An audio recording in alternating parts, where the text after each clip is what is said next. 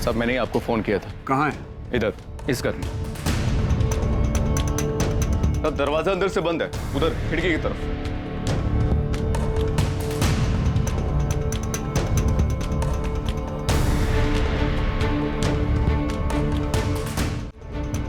तीनों लड़कियां घर में अकेली थी?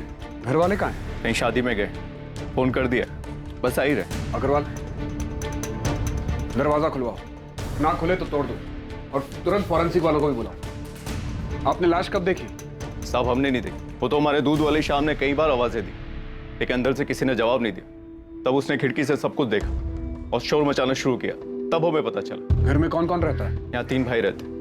बड़ा भाई ज्ञान चौहान, उसकी एक बेटी है किरण, जिसकी शादी हो चुकी है। दूसरा भाई कुंदन, इसकी पत्नी है सुनीता। एक बेटा है प्रकाश और एक बेटी है सुमन। यांजी का सबसे छोटा भाई सुमित और पत्नी गंगा, जिसकी 2 बेटियां रहती, काजल और पायल। सब इनके साथ बहुत बुरा। इन बच्चों को कोई कैसे मार सकता है? सर,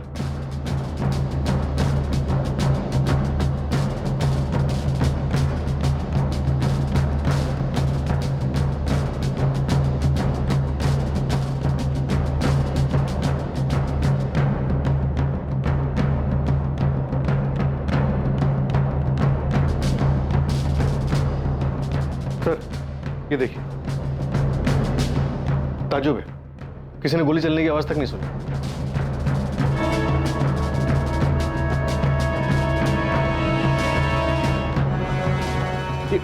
ये तो जिंदा है। एम्बुलेंस कहाँ है? कॉल कर दिया सर, रास्ते में आती होगी। ये सब तुम्हारी बेवकूफी की वजह से हुआ। कहा था जोश में होश मत खोना। अरे तो क्या करता बाबूजी, हाथ में हाथ रख के बैठा रहता। अरे हमारे सामने हमारे बाप दादा का नाम इज्जत सब मिट्टी में मिला रहे थे। अब कुछ तो करना ही था ना। बस कुछ करने के चक्कर में अपना घर, अपना गांव ये सब छोड़ करके छुपके भागना पड़ रहा है। मुझे तुम्हारी बातों में आना ही नहीं चाहिए था। तो शायद ये लड़की हमें कातिलों तक पहुंचा सके। बस ये मनाओ कि बच जाए। समझ में नहीं आ रहा तीनों लड़कियों को मारने की क्या वजह हो सकती। सुमन, सुमन बेटा, सुमन, क्या हुआ तुम्हें? देखिए, इसको हॉस्पिटल ले जा रहे हैं, अभी जिंदा है ये। ले जाओ, ले जाओ। सुमन, सुमन बेटा। काजल और पायल? वो दोनों। काजल काजल, काजल, पायल, छोड़ूंगा मैं नहीं, उनको काट के रख दूंगा। क्या हो गया? सुमित, सुमित, सुमित, क्या कर रहे हो? छोड़ो भैया, उनके किए की सजा मिलनी चाहिए। छोड़ो मुझे। मेरी बात सुमित, ये किसके बारे में बात कर रहे हैं? वो गजेंद्र सिंह चौहान और उसके बेटे मोहन के बारे में।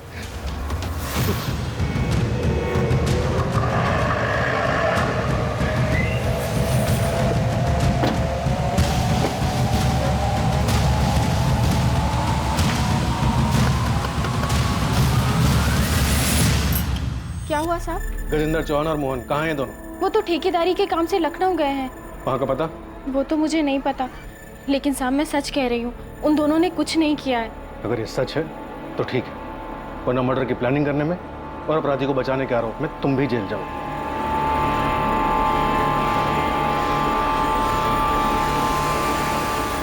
साले हमारी बच्चियों को मार के भाग गए सर। ये गजेंद्र की क्या दुश्मनी है आपसे? गजेंद्र चाचा और पिताजी के बीच में बंटवारा बहुत पहले हो चुका था, लेकिन अब वो हमारी ये जमीन भी लेना चाहते हैं। जब बंटवारा हो चुका था तो वो आपकी जमीन पर हक कैसे जमा रहे? घटिया लोग हैं सर, कहते हैं खानदानी जमीन है, खानदान में ही रहनी चाहिए। हमारे घर में 4 लड़कियां और 1 लड़का है। ज्ञान भैया की बेटी किरण की शादी के समय हमने अपनी जमीन का 1 टुकड़ा बेचा था। गजेंद्र चाचा जी चाहते थे घर की जमीन है तो वो हम उन्हें बेचे, पर वो बहुत कम दाम दे रहे थे, तो हमने वो जमीन किसी और को बेच दी। बस यही से वो लोग दुश्मनी पालकर बैठ गए। साहब, घर की औरतों को भी नहीं छोड़ा उन लोगों ने। मना किया था हमने, जमीन मत बेचो, लेकिन ये लोग सुनने से रहे। चाची हमें पैसों की जरूरत थी। अरे तो हम कौन सा जमीन भी के मांग रहे थे? पैसे दे रहे थे ना। हाँ, तो तुमको आधे दाम में जमीन बेच देते हैं। तुम्हारे बाप के हर काम में बाबूजी ने साथ दिया, उसका क्या? तुम लोग की पढ़ाई के लिए तुम्हारा बाप आया था तो टिकट कराते हुए हमारे पास। अब तो बात मत कर, मैं फालतू की बात कर रहा हूँ। मैं फालतू की बात कर रहा हूँ। चाचा जी रोके ना इन्हें। ये लोग क्या कर रहे हो?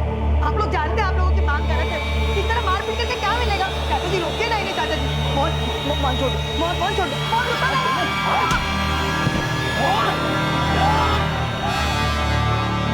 आपने पुलिस कंप्लेंट क्यों नहीं की? की थी साहब, अग्रवाल सबको पता है। गजेंद्र चौहान और उसके बेटे नहीं किया ये सब? हाँ साहब। गुड्डे लेके घुस गए और घर की औरतों के साथ भी धक्का मुक्की की। हमें बहुत डर लग रहा है, कमीने लोग हैं, वो किसी भी हद तक गिर सकते हैं। चल, साहब हम सच करें, हमने कुछ नहीं किया है। बहुत चर्बी चढ़ी ना तुम दोनों को। लोगों के घर में घुसते हो, मारपीट करते हो, औरतों के साथ धक्का मुक्की करते हो, और तुम लोगों को लगा तुम्हें कोई कुछ नहीं बोलेगा। हाँ, छोड़ो यहीं पर। ये सब किरण की शादी के तुरंत बाद हुआ था, करीब 1 महीने पहले। उसके कुछ दिनों के बाद दोनों बेल पे बाहर आ गए। उसके बाद उन्होंने कुछ किया? नहीं साहब, वो लोग काफी दिन तक चुप थे। हमें लगा मामला संभल गया है, लेकिन फिर परसों हमने अपनी जमीन का एक और टुकड़ा बेचा था। उन लोगों को भनक लग गई तो कल मुझे रास्ते में उन्होंने धमकी दी थी। तुम समझदार हो, जाके समझाओ अपने भाइयों को, नहीं तो बेकार में खून बहेगा। फिर ऐसी हालत में आप शादी में कैसे चले गए? शादी में नहीं गए थे साहब, वो तो हमने पड़ोसियों को ऐसे ही बताया था। हम यहाँ पास के गांव बालीपुर में जाकर छुपे हुए थे। वहाँ सुमित की पत्नी गंगा के रिश्तेदार रहते हैं, तो हम सब लोग मेरे बेटे प्रकाश को साथ लेकर वहाँ चले गए थे। बच्चियों को अकेला क्यों छोड़ा? बालीपुर में हमारा कोई जमा हुआ ठिकाना नहीं था। हमने सोचा कि लड़कियां घर में ही सुरक्षित रहेंगी, लेकिन हमें क्या पता था साहब कि आफत तो उनका यहाँ इंतजार कर। हम सपने में भी नहीं सोच सकते थे कि वो हमारी बेटियों के साथ ऐसा करेंगे। उनकी दुश्मनी तो हमसे थी, फिर हमारी बच्चियों के साथ। कुंदन, तुम्हारा बेटा प्रकाश वो कहाँ है? साहब, जब से उसने अपनी बहनों के बारे में सुना, उसकी तो जैसे हिम्मत ही टूट गई। बहुत गहरा सदमा पहुंचा है उसे।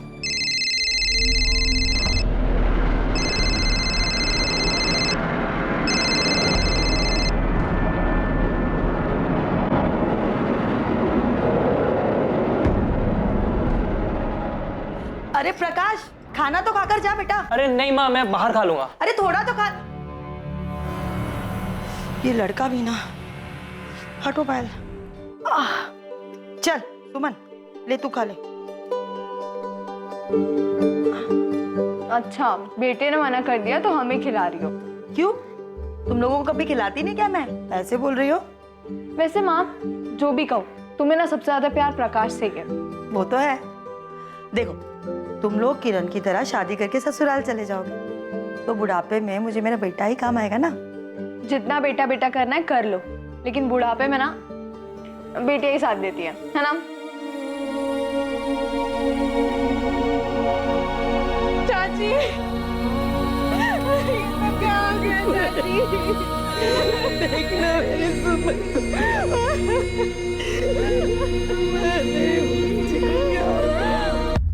सर, गजेंद्र के बहू माला का कहना है कि गजेंद्र और मोहन ठेकेदारी के काम से लखनऊ के पास गए हुए। मैं दोनों के फोन ट्राई कर रहा हूँ, लेकिन वो स्विच ऑफ है। उनकी लास्ट लोकेशन ट्रैक करो, पता करो वो कहाँ की थी।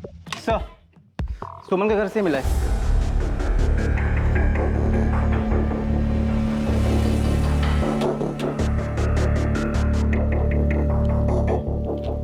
स्टेट सिविल सर्विसेज का लेटर है। सुमन का सिलेक्शन हो गया, इंटरव्यू की डेट भेजिए। बहुत मेहनत की होगी उसने अपनी जिंदगी में आगे बढ़ने के लिए।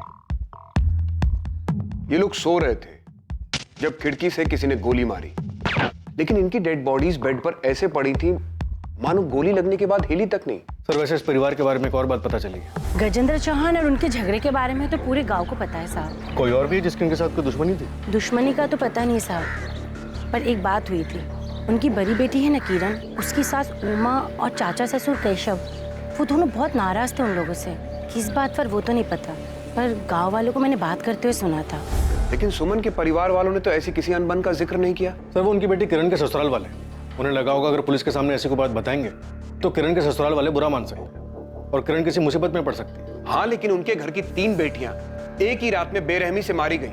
ऐसे में उन्हें हमें हर छोटी से छोटी बात, हर शक के बारे में बताना चाहिए था।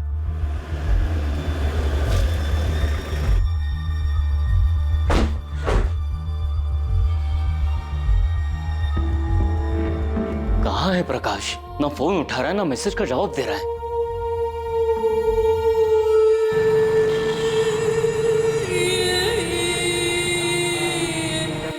आप लोगों ने बताया नहीं कि आपकी बेटी सुमन ने यूपी स्टेट सिविल सर्विस का एग्जाम पास किया? कैसी बातें कर रहे हैं साहब? हमें तो इस बारे में कुछ भी नहीं पता है। कुंदन, सुनीता, किरण, क्या तुम लोगों को कुछ पता है?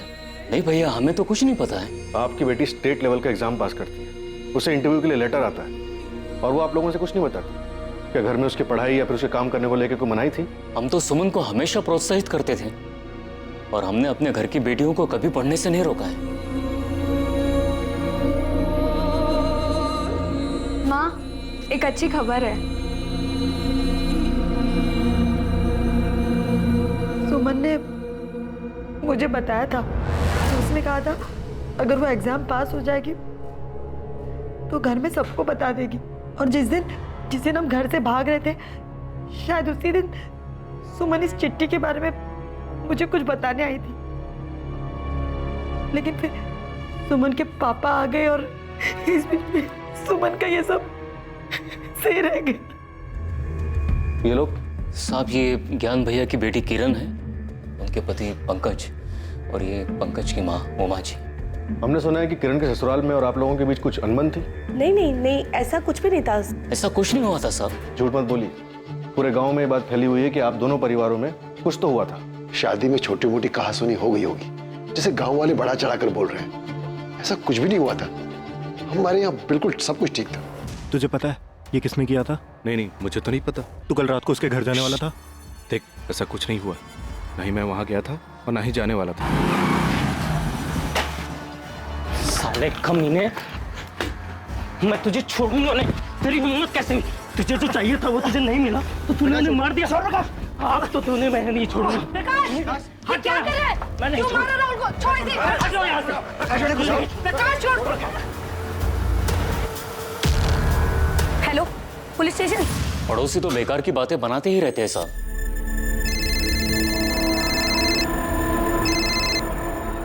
हेलो सर, मैंने कुछ नहीं किया है। सर, ये साला झूठ बोल रहा है। झूठ बोल रहा है। नहीं मार, नहीं कर रहा है। पुलिस नहीं मार। क्या ये सब? हमें कुछ नहीं पता साहब। हम तो बस इतना जानते हैं, काजल और पायल मयूर मैडम गांव में ट्यूशन पढ़ने जाती थी, शाहीपुर गांव में। सर राहुल मेरा बेटा है, लेकिन मुझे नहीं पता कि प्रकाश को क्या हुआ है। सर, इसकी कोई गलती नहीं, प्लीज इसे जाने दीजिए। सर, ये दोनों माँ बेटे झूठ बोल रहे हैं। ये साला मेरी बहन पायल के पीछे पड़ा हुआ था और जब उसने इसे मना कर दिया तो इसने उसे मार डाला। पूरा दिन थकावट करेगी तब तक पायल, थक रुक ना। ये देख, मैं तेरे लिए कार्ड लाया। मुझे कोई कार्ड नहीं चाहिए। अरे भाव क्यों खा रही हो? देखो, मैं तुम्हें बहुत लाइक करता हूँ। राहुल, बेकार की बातें मत करो, जाने दो हमें। पायल,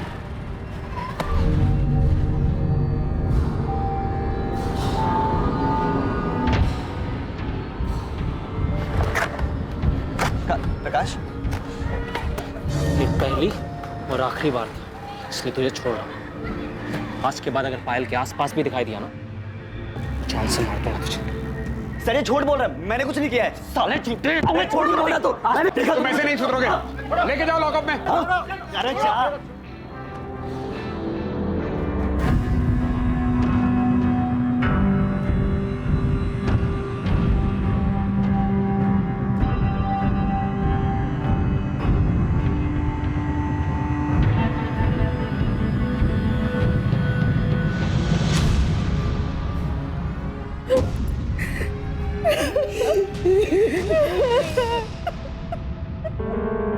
सर, दोनों विक्टिम्स के बॉडी में सेडेटिव के ट्रेसेस मिले हैं, मतलब मारने के पहले बेहोश किया गया था। हॉस्पिटल से सुमन का ब्लड सैंपल भी आ गया है, उसे भी स्टडी कर रहे हैं। मुझे पूरा यकीन है कि सुमन के ब्लड में से भी आपको इसी सेडेटिव के ट्रेसेस मिलेंगे।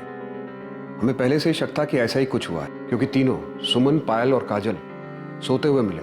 गोली लगने के बाद भी उनकी बॉडी में कोई मूवमेंट नहीं हुआ था, क्योंकि उन्हें बेहोशी में मारा गया था। सर, मौत का टाइम रात में 12 से 2 के बीच का है और बॉडी पर गोली का इम्पैक्ट देखकर ये बात साफ होती है कि गोली जान लेने के इंटेंशन से बहुत करीब से मारी गई थी। सर, फॉरेंसिक टीम ने गोली और शेल से गन आइडेंटिफाई कर लिया है। .32 कैलिबर गन है, इसके ऊपर साइलेंसर लगाया जा सकता है। ये तो काफी कॉमन गन है। खबरी को काम पे लगाओ, उसे कहो सप्लायर का पता करे और ये भी पता लगाओ कि गांव में किसी के पास ये गन है या हाल फिलहाल में किसी ने इस गन को खरीदा है। सर, वैसे एक बात समझ में नहीं आ रही। परिवार के सारे लोग बाहर थे, घर का दरवाजा अंदर से बंद था, तो सुमन, पायल और काजल, इन तीनों को नशे की गोली कब, किसने और कैसे दी? हाँ दीदी।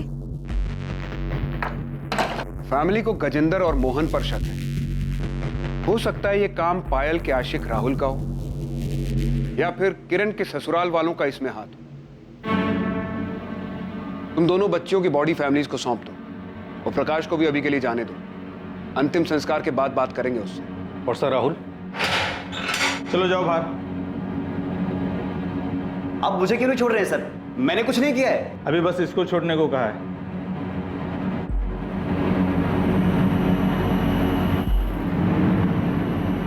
सुमन, कहीं जाने की जरूरत नहीं। क्यों? मैं क्लासेस जा रही हूँ। कहा ना कहीं नहीं जाना। प्रकाश, ये अचानक क्या हो गया तुझे? बस माँ, बहुत पढ़ लिया इन लोगों ने। अब घर की बेटियां घर में ही रहेंगी। क्या बोल रहा है तू? क्या हो गया? बाहर लड़के छेड़ते हैं इन्हें। आप लोग क्या चाहते हैं? हमारी और बेइज्जती हो? बेइज्जती इनकी वजह से नहीं, तेरी वजह से हो रही है। खुद पढ़ाई लिखाई छोड़कर बैठ गया है और जो पढ़ रहे हैं उनके पीछे पड़ा हुआ है। इन्हें कोई कुछ बोलेगा तो मैं देख लूंगा। आपकी बेटियों को छेड़ते हैं बाहर लड़के। प्रकाश, तू अपने काम से काम रख। घर के मामले में बोलने के लिए घर के बड़े जिंदा हैं अभी, समझा तू? सुमन, तुम जाओ पढ़ने, तुम्हें कोई नहीं रोकेगा।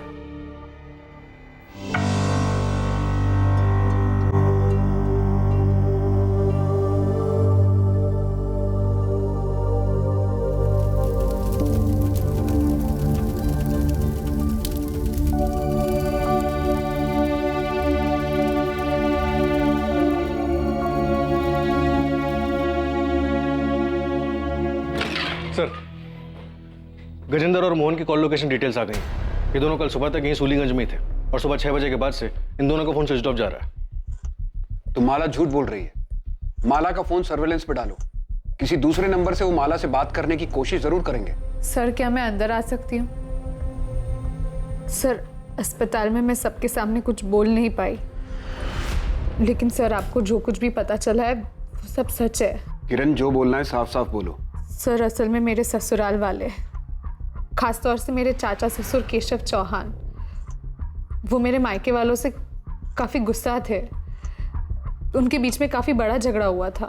किस बारे में? सर, अभी 1 महीने पहले ही मेरी शादी हुई है और शादी के समय दहेज के पैसों को लेकर कुछ अनबन हो गई थी। कुंदन चाचा ने मेरी सास को पैसे देने का वादा किया था, लेकिन शादी के समय तक मेरे घर वाले वो पैसे जुटा नहीं पाए थे। मेरी सास और केशव चाचा ने शादी के कुछ दिन पहले घर आकर बहुत बड़ा हंगामा किया था। हमसे गलती हुई है, इसके लिए हम माफी भी मांग रहे हैं। हम ये नहीं कह रहे हैं कि हम पैसे नहीं देंगे। जो हमने वादा किया है हम जरूर पूरा करेंगे। शादी के खर्च में थोड़ी सी मुश्किल हो रही है। हाँ, तो एक काम करते हैं, आपका खर्चा कम कर देते हैं, ये शादी तोड़ देते हैं। नहीं नहीं, ये क्या कह रही हैं आप? भगवान के लिए ऐसा मत कहिए। आप जैसा कहेंगे वैसा ही होगा, लेकिन ये शादी मत तोड़िए। आखिर में मेरे पापा और चाचा ने पुश्तैनी जमीन का हिस्सा बेचकर दहेज के पैसे चुकाए। धीरे धीरे सच सामने आ रहा था, लेकिन अब भी असली अपराधी को पकड़ना मुश्किल साबित हो रहा था। कौन था असली कातिल और क्या था इन हत्याओं के पीछे का सच? मैंने कुंदन को कहा था कि उन्हें मना कर दे। हाँ, मैं वहां गया भी था, लेकिन मुझसे ना नहीं बोला गया। मुझे भी लगा वो लोग जो कह रहे थे वो सही कह रहे थे। हमारा पंकज जैसा लड़का सबको नहीं मिलता। बड़ी फैक्ट्री में मैनेजर है भाई। शादी के लिए तो लड़कियों की लाइन लगी हुई थी, पर उसको तो किरण ही पसंद आई। अब किरण की शादी हो जाएगी, एक बोझ कम हो जाएगा, फिर शादी के लिए रह जाएंगी 3 लड़कियां। भाई साहब, आपकी किरण तो मानो बहुत ही भाग्यशाली है, और बेटी की खुशी के लिए 15 लाख कौन सी बड़ी रकम है। मैं जानता था अगर हमने पैसे नहीं दिए तो वो लोग रिश्ता तोड़ देंगे। अरे तोड़ देते तो तोड़ देते, क्या किरण को अच्छा लड़का नहीं मिलता? तुम्हें मेरी बात मान लेनी चाहिए थी। मानना तो मैं भी चाहता था भैया, किरण को अच्छा लड़का मिल भी जाता, लेकिन पंकज जितना अच्छा लड़का तो नहीं मिलता ना भैया। मैं तो चाहता था कि एक बार किरण का घर बस जाए। सोचा था पैसों का इंतजाम कर लूंगा। हमने उनकी बात मानकर शादी में इतना खर्च किया, सोचा कि वो लोग 15 लाख तो दे ही रहे हैं, पर आज देता हूं कल देता हूं करते करते शादी की तारीख आ गई। मैंने सोचा था उधार लेकर शादी निपटा दूंगा और फिर धीरे धीरे उधार चुकता होता रहेगा, लेकिन पैसों का इंतजाम नहीं हो पाया। और सर, तब ज्ञान भैया ने एक फैसला लिया और हमारी खानदानी जमीन का एक टुकड़ा बेचा और दहेज के पैसे चुकाए। उन लोगों का तो दिमाग खराब हो गया साहब। ये सारा किया धरा उनके रिश्तेदार का है। किसने किया ये तो हम पता लगा लेंगे, लेकिन जो दहेज का कीड़ा आप लोगों ने समाज में फैलाया है, अगर ये बात साबित हो गई तो इसके लिए सजा जरूर मिलेगी आप लोगों को।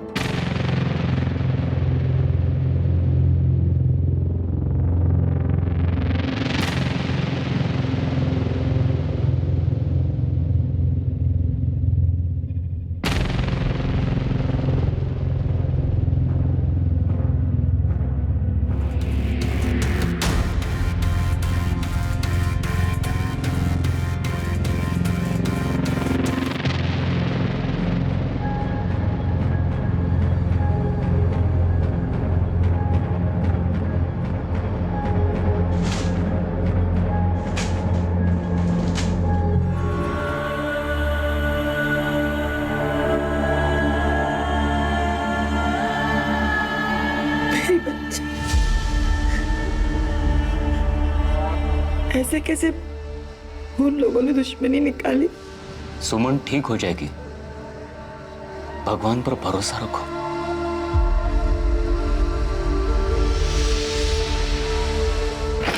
सर, वीरेंद्र और मोहन के फोन अभी भी बंद आ रहे हैं, लेकिन माला के पिछले 72 घंटों के कॉल लॉग्स में 2 अलग अलग लैंडलाइन नंबर से कॉल्स आए, जिसपे एक नंबर पे 7 मिनट और एक नंबर पे 10 मिनट बात भी हुई है। ये माला तो कुछ बोलेगी नहीं और हम उसे अरेस्ट भी नहीं कर सकते। एक काम करो, कांस्टेबल से बोलो कि उस पर नजर रखे और एक गजेंद्र और मोहन के बारे में पता करो कि इनका कोई साथी या रिश्तेदार रहता है क्या कानपुर या उन्नाव में। शायद ये लोग वहां छुपे हो। Okay sir. गन सप्लायर से कोई लीड मिली? पता चला कि गन किसने बेची थी यहाँ सूलीगंज में? अभी तक तो नहीं, लेकिन हम पता कर रहे हैं सर। ये केशव, उमा और पंकज तीनों के कॉल डिटेल्स निकलवाओ और राहुल के भी, शायद कोई लीड मिल जाए। और राहुल का दोस्त कपिल, उससे कोई बात हुई? उसे बुलाया सर, आता ही होगा। कपिल सच सच बोलो, क्या राहुल का कोई हाथ है इस सब में? राहुल ऐसा नहीं कर सकता सर। राहुल पायल का पीछा करता था ना, और कई बार तुम भी होते थे राहुल के साथ। कहीं खून की प्लानिंग में राहुल के साथ तुम भी तो शामिल नहीं थे? मैंने ऐसा कुछ नहीं किया सर। सर एक बात सच है कि राहुल पायल को बहुत पसंद करता था और वो उसके पीछे पड़ा हुआ था कि वो उसकी बात मानकर उसकी गर्लफ्रेंड बन जाए। देखो तुम यहाँ से चले जाओ, किसी ने देख लिया तो मेरा घर से निकलना भी बंद हो जाएगा। मैं चला जाऊंगा, लेकिन तू भी मुझे बोल दे कि तू भी मुझे प्यार करती है। प्लीज जाओ यहाँ से, किसी ने देख लिया तो हंगामा हो जाएगा। पायल, देखो तुम यहाँ से चले जाओ। अब इसके आइंदा आसपास भी दिखा ना तो पुलिस में कंप्लेन कर दूंगी। चल। राहुल को बहुत गुस्सा आया था और अपनी बेइज्जती का बदला लेने के लिए उसने बहुत ही खतरनाक प्लान बनाया था।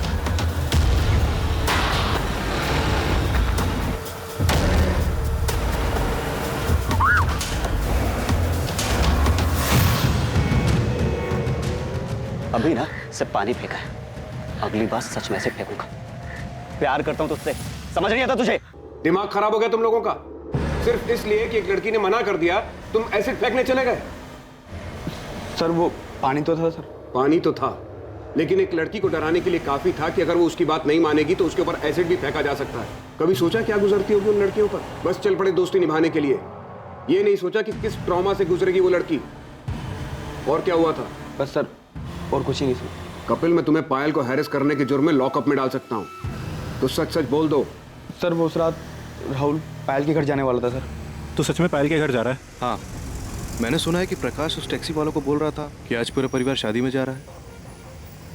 आज सही मौका है। लेकिन उसने तो तुझे ना कहा था। तो जब मुझे वहां देखेगी ना कि उसके 100 बार मना करने के बाद भी मैं उससे मिलने आया, तो वो समझ जाएगी कि मैं उससे सच्चा प्यार करता हूँ। लेकिन उसने फिर से मना किया तो मैं उसे समझा दूंगा कि प्यार जब जुनून बन जाए तो क्या होता है, उसे हाँ करना ही होगा। तो पायल का पीछा करता था, उसके मना करने के बाद भी तो उसके पीछे पड़ा रहा, यहां तक कि प्रकाश और सुमन के डांटने के बाद भी तो अपनी हरकतों से बाज नहीं आया। तूने उसके ऊपर पानी फेंक कर उसे धमकी दी कि अगर उसने हाँ नहीं किया तो तू उसके ऊपर एसिड फेंक देगा। नहीं सर, मैं पसंद करता था उसे, प्यार करता था उससे, और सुमन दी ने जब मुझे मारा तो मुझे बहुत बुरा लगा था, इसीलिए मैंने पायल को धमकी दी थी। जिस दिन पायल का मर्डर हुआ तो उसके घर गया था ना, तो क्या हुआ था वहां? तू वहां पहुंचा, पायल को प्रपोज किया, पायल ने फिर मना किया, तुझे गुस्सा आ गया। इतनी बेइज्जती और इनकार के बाद तूने पहले तीनों बहनों के खाने में नशे की दवा मिलाई और फिर आधी रात को वापस आकर उन्हें मार दिया। ऐसा कुछ नहीं हुआ था, मैं तो वहां गया भी नहीं था। राहुल झूठ मत बोल। सर मैं सच कह रहा हूं, मैंने वहां जाने का सोचा था, लेकिन पापा घर में थे इसलिए मैं घर से बाहर निकल नहीं पाया। सर आप चाहें तो मेरे घर वालों से पूछ सकते हैं। सर मैंने राहुल के पेरेंट्स से बात की, उनका कहना है कि राहुल उस रात घर पे था। माँ बाप हैं, अपने बेटे को बचाने के लिए सच झूठ कुछ भी बोलेंगे। कॉल रिकॉर्ड्स आ जाएं एक बार राहुल के, पता चल जाएगा कौन कितना सच बोल रहा है। तुमने सुमन के परिवार के बारे में पता किया? उस रात वो बालीपुर में कहाँ थे? हाँ सर, अपने रिश्तेदार के घर में रुके थे। सुनीता और गंगा रिश्तेदार के घर में, ज्ञान और सुमित पड़ोसियों के यहाँ, और प्रकाश और कुंदन खलियान में। सर आपको वाकई में इस राहुल पर शक है? अक्सर इस उम्र के लड़के प्यार और ऑब्सेशन के नाम पर सही और गलत में फर्क नहीं कर पाते। पायल का इनकार राहुल बर्दाश्त नहीं कर पाया होगा और बदले में उसने पायल को मार दिया होगा। राहुल को सुमन पर गुस्सा तो था ही, क्योंकि सुमन ने उसे थप्पड़ जो मारा था, और वो काजल, वो कोलेट्रल डैमेज होगी। पूरे चांसेस हैं कि राहुल ने किया है, लेकिन अभी श्योरिटी के साथ कुछ नहीं कह सकते। हेलो, ठीक है हम अभी आ रहे हैं। सुमित का फोन है, सुमन को होश आ गया, चलो।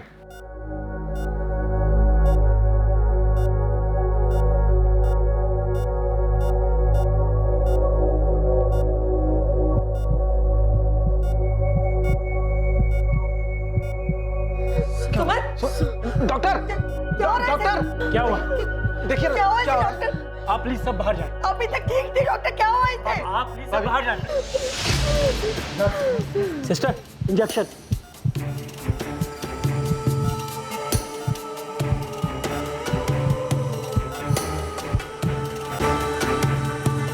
क्या हुआ? तुमने तो फोन किया था कि सुमन को होश आ गया, फिर ये सब? हाँ भैया, होश आ गया था, फिर पता नहीं क्या हुआ, डॉक्टर ने हम लोग को बाहर निकाल दिया। और सर पता नहीं सुमन को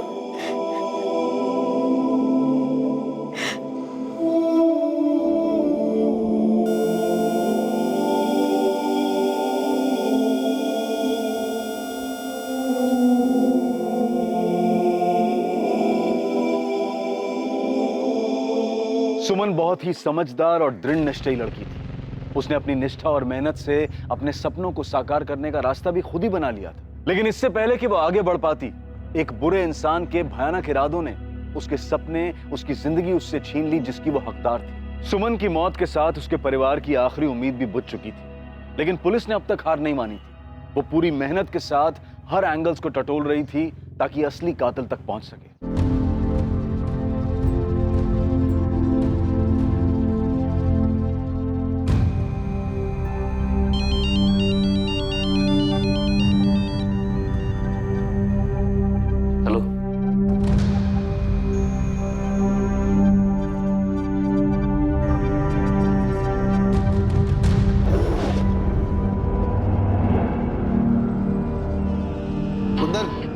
कुंदन,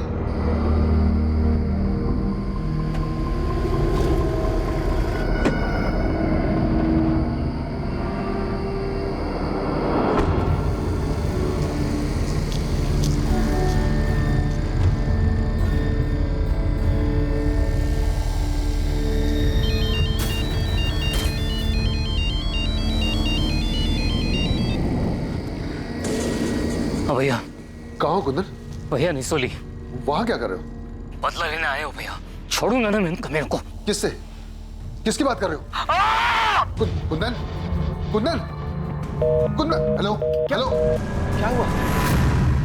सर पूरे परिवार के फोन लोकेशन डिटेल्स और कॉल रिकॉर्ड्स आ चुके हैं। देखो शायद उसमें कोई लीड मिल जाए। क्या हुआ, आप लोग इतने घबराए हुए क्यों हैं? मैं कुंदन से फोन पे बात कर रहा था, एक चीख सुनाई दी, लगता है किसी ने उस पर हमला किया। उसने फोन भी नहीं उठाया। उसने कुछ बताया? कहाँ है वो? साहब उसने बताया कि निसोली गांव में है, कुछ बदले की बात कर रहा था। निसोली में कौन है? निसोली में हमारे दादाजी का घर है जो बहुत दिनों से बंद पड़ा है। आपके दादाजी मतलब गजेंद्र के पिताजी का? जी सर। कब तक ऐसे अलग अलग जगह छुपते फिरेंगे? बस कुछ और दिन बाबूजी, अब तो सुमन भी नहीं रही।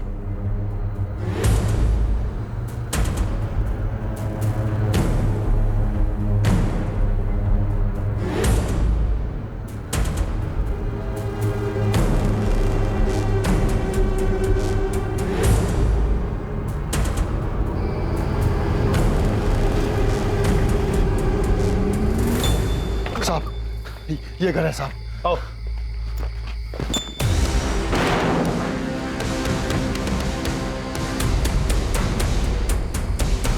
कुंदन का है? कहाँ है कुंदन? हमें नहीं पता, हमें नहीं पता कहाँ है। सर!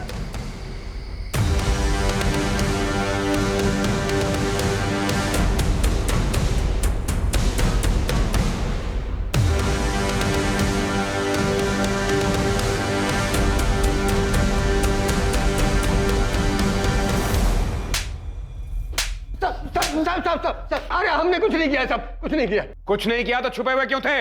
डर गए थे, हमको लगा कि वो सारा इल्जाम वो लोग हम पर डाल देंगे, तो इसलिए साहब हमारा यकीन कीजिए हमने कुछ नहीं किया। अरे हमको तो ये भी नहीं मालूम था कि वो अंदर अंदर पड़ा हुआ है। हम तुम लोग किसी भी हद तक जा सकते हो। तुम लोगों ने कुंदन और उसके परिवार को धमकी दी थी ना, उनके परिवार की औरतों के साथ मारपीट की और आखिर में बच्चियों को मार के अपना बदला पूरा किया। जमीन के लिए किया ना ये सब?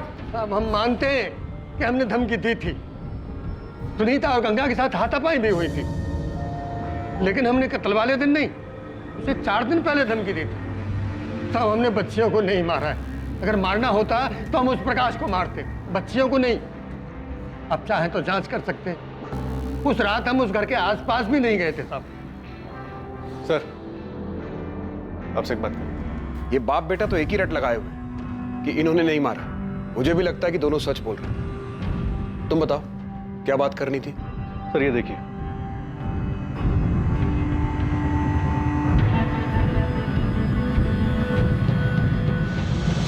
बहुत घुमा लिया। तुम बालीपुर में नहीं थे। रात होने के बाद तुम वहां से निकल गए। सूलीगंज आकर तुमने सुमन, पायल, काजल को मारा और फिर वापस बालीपुर लौट गए। क्यों प्रकाश? जी आप क्या कह रहे हैं साहब? सर कहां गए थे तुम? वो देखो झूठ मत बोलना, हमारे पास तुम्हारी सारी डिटेल्स हैं। सर मैं तो बालीपुर जाना ही नहीं चाहता था, वो तो पापा ने बोला इसलिए मुझे जाना पड़ा।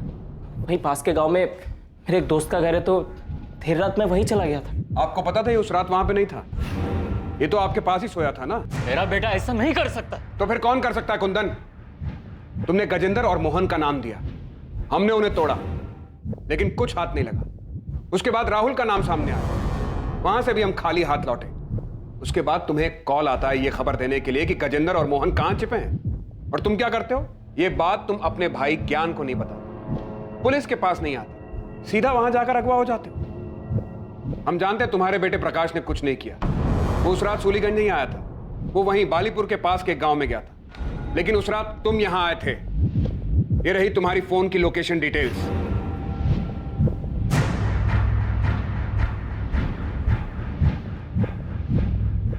अब तुम बताओगे कि तुमने मारा और क्यों मारा, या फिर तुम्हारे बेटे प्रकाश को डालें जेल में? हाँ मैंने ही मारा है सुमन, काजल और पायल को। प्रकाश ने कुछ नहीं किया है, मैंने ही किया है सब कुछ। अच्छा प्लान बनाया था तुम, अपने घर की लड़कियों को मार दो और सारा इल्जाम अपने चाचा और उसके बेटे पर लगा। 20 अक्टूबर की रात को तो बालीपुर गया तो था, लेकिन 11 बजे के करीब जब तेरा बेटा प्रकाश अपने दोस्त से मिलने पास वाले गांव में गया, उसके जाने के आधे घंटे बाद तू वहां से उठकर करीब 12:30 बजे सूलीगंज आ गया और यहां आकर तूने सुमन, पायल और काजल को गोली मार दी। उसके बाद रात 3 बजे तू वापस बालीपुर पहुंच गया, वहां जाकर सो गया। अपनी बेटी और भतीजियों को मारने के बाद तुझे नींद कैसे आ गई थी? तो मैं क्या करता? किरण की शादी में इतनी सारी जमीन बेचनी पड़ी थी, बाकी 3 लड़कियों की शादी में तो सब कुछ बिक जाता। और फिर मेरे बेटे प्रकाश का क्या होता? उसके लिए क्या बचता? मैं समझ गया था ये लोग बेटियों के लिए कुछ ज्यादा ही भावुक हैं। उनकी शादी में तो ये कोई कसर नहीं छोड़ते, सब कुछ खत्म हो जाता। इसलिए मैंने तीनों को मार दिया। तो बेटे को जायदाद मिले इसलिए बेटियों को मार दिया? मेरा बेटा ही घर का नाम आगे ले जाने वाला है, एक बाप होने के नाते मैंने ऐसा किया। मैंने ही सबको कहा कि कहीं दूर जाकर छुप जाते हैं, और जाने से पहले मैंने ही सुमन, काजल और पायल के खाने में नशे की दवा मिला दी थी। प्रकाश गया तो मैं भी निकल गया और सूलीगंज आ गया।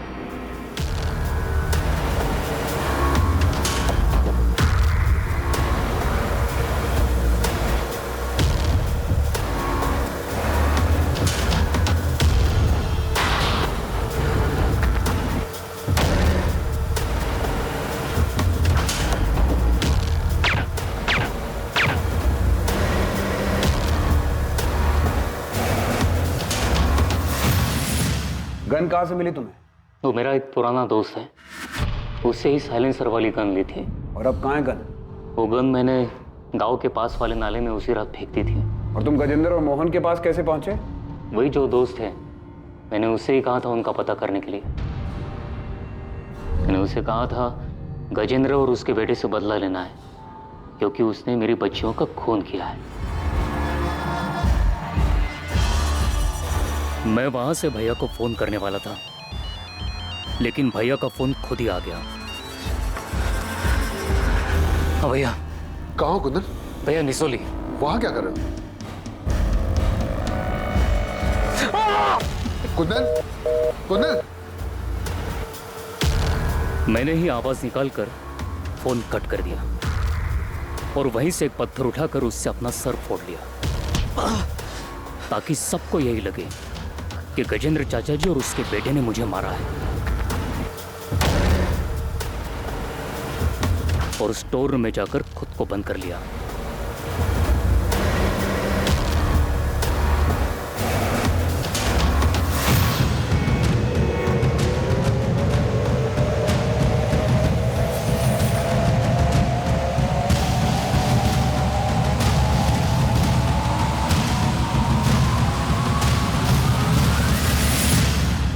सुमन को इतनी बड़ी जॉब मिली थी, वो सिर्फ तुम्हारा ही नहीं, तुम्हारे पूरे परिवार का नसीब बदलने वाली थी।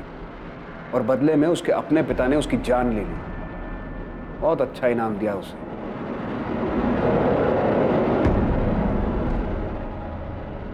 एक पिता ने अपनी ही बेटी की जान ले ली सिर्फ इसलिए क्योंकि वो अपनी जायदाद, उसकी शादी और दहेज पर खर्च नहीं करना चाहता था। उसे सब कुछ अपने बेटे के लिए बचाना था। ये बहुत ही ताज्जुब की बात है, सुनकर विश्वास नहीं होता है, लेकिन दुर्भाग्यवश ये सच है। आज भी देश के कई हिस्सों में लड़के और लड़कियों के बीच में भारी मात्रा में पक्षपात करना बहुत ही साधारण सी बात है, क्योंकि सदियों से ये रूढ़िवादी मानसिकता उनके दिमाग में घर कराई जा चुकी है। दहेज मांगना ना सिर्फ गलत है बल्कि कानूनन जुर्म भी है, लेकिन दहेज देना क्या वो गलत नहीं? अपनी बेटी को एक ऐसे परिवार में भेजना जो उसे घर ले आने के लिए पैसों की मांग करे, क्या ये बात गलत नहीं? समाज की प्रगति के लिए ये सवाल करना बहुत जरूरी है। ये समझना बहुत जरूरी है कि लड़की के दहेज पर नहीं बल्कि उसकी पढ़ाई पर खर्च किया जाए, उसे जिंदगी में आगे बढ़ने का मौका दिया जाए। ऐसा करने से ना सिर्फ लड़कियां सशक्त होंगी बल्कि बड़े होकर अपने परिवार का ख्याल भी रख पाएंगी। मुद्दा ये नहीं है कि लड़के लड़कियों से बेहतर हैं या फिर लड़कियां लड़कों से। मुद्दा सिर्फ दोनों के बीच में पक्षपात को रोकने का है, दोनों को समान अवसर देने का है। क्राइम और आपके बीच में सिर्फ इतना फर्क है कि आप कितने सतर्क हैं। सतर्क रहें, सुरक्षित रहें।